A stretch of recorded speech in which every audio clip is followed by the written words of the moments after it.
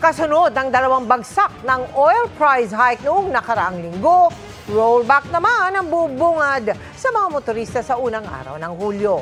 Nakukulangan dyan ang ilang motorista.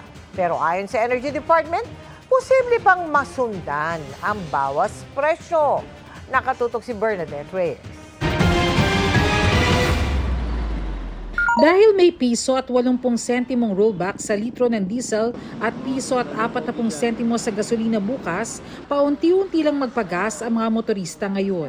Nagkarga muna ako ng 300 para sa susunod dahil nga magro-rollback. Tsaka uli ako magkakarga. Bitin pa nga para sa marami ang liit ng rollback kumpara sa 5 pisong pinagsamang dagdag presyo noong nakaraang linggo. Tataas, malaki. Bababa, maliit. Kami ng 200.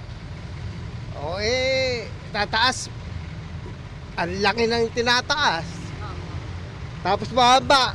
Dapat naman pag kung magkano tinataas, dapat ganun din nire-rollback, di ba? Pero hindi eh.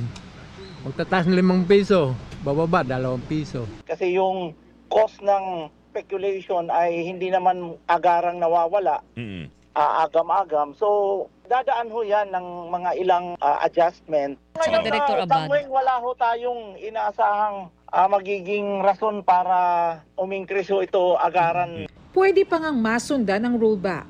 Malaki ho ang tsansa na bumalik uli siya doon sa dating price before the June 9 to 13 na week. Inaasahan ho natin na maibabalik yung in-increase na around 7 pesos. So nasa 2.20 na ho tayo sa diesel. So meron pa ho tayong babawiin dapat ng mga 5 pesos. Makababawi rin ang mga public transport vehicles kung ang suki nila ay ang mga kumpanyang pumayag sa kanilang magbigay ng 1 peso per liter discount. Pag-aaralan pa kung pwede ring bigyan ng discount ang mga pribadong sasakyan.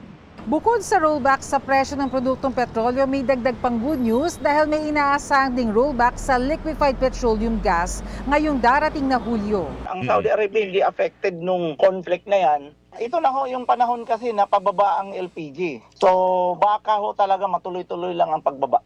Mabuti kung magkaka-rollback parang maano sa mga bilihin, makakatipid din. Sana tuloy-tuloy nilang baba yung nila, gas nila para maging maganda rin sa nag-negosyo. Hinihintay pa ng DOE ang pinal na kwenta ng rollback. Para sa GMA Integrated News, Bernadette Reyes, nakatutok 24 oras.